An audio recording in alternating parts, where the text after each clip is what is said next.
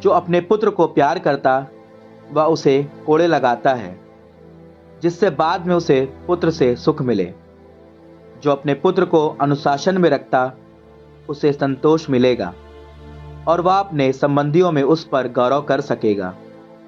जो अपने पुत्र को अनुशासन में रखता वह अपने शत्रु से ईर्ष्या उत्पन्न करेगा और अपने मित्रों में उस पर गौरव करेगा। यदि ऐसे पुत्र के पिता की मृत्यु हो जाती तो वह भी मानो अब तक जीवित है, क्योंकि वह अपना प्रतिरूप छोड़ गया है। वह जीवन में पुत्र को देखकर आनंदित रहा और मरते समय उसे दुख नहीं हुआ। वह अपने शत्रुओं के सामने लज्जित नहीं हुआ। वह ऐसा व्यक्ति छोड़ गया जो शत्रुओं से उसके घर की रक्षा करेगा और उसके मित्रों को उनके उपकार का बदला देगा। जो अपने पुत्र को सिर पर चढ़ाता उसे अपने घावों पर पट्टी बांधनी होगी और उसका हृदय हर चिल्लाहट पर कांप उठेगा। जो घोड़ा पालतू नहीं बनाया गया वह वश में नहीं रहता। यदि पुत्र भी स्वच्छंद छोड़ा गया तो उद्दंड बन जाता है। अपने पुत्र को सिर पर चढ़ाओ और वह तुमको चकरा देगा। उसके साथ खेलो और वह तुमको दुख पहुंचाएगा। उसके साथ हंसी मजाक मत करो, नहीं तो तुम्हें दुख उठाना पड़ेगा और तुम अंत में उस पर दांत पीसते रह जाओगे।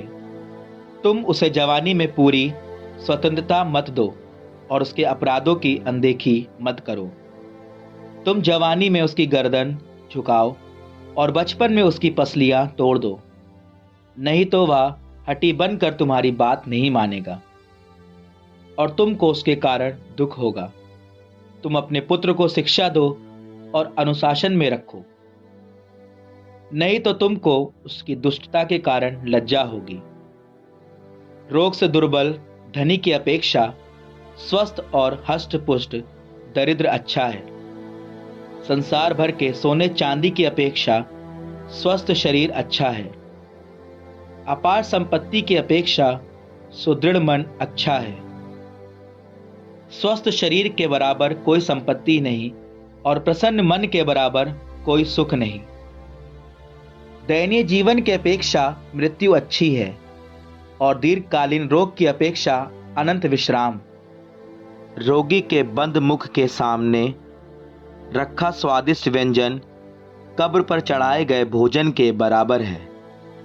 देवमूर्ति को अर्पित भोजन से क्या लाभ, क्योंकि वह ना तो खा सकती और ना सूंघ सकती है। या उस पापी की दशा है जिसे प्रभु उत्पीड़ित करता है। वह उसी तरह देखता रहता और आहें भरता है जिस प्रकार खोजा कुंवारी के सामने करता है।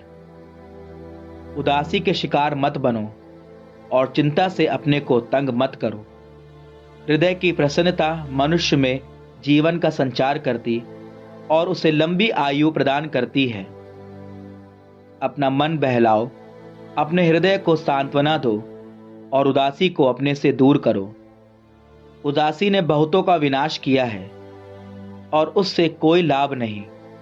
ईर्ष्या और क्रोध जीवन के दिन घटाते हैं और चिंता समय से पहले किसी को बूढ़ा बनाती है। आनंदमय हृदय खाने की रुचि बढ़ाता है। ऐसा व्यक्ति अपने भोजन का बहुत ध्यान रखता है।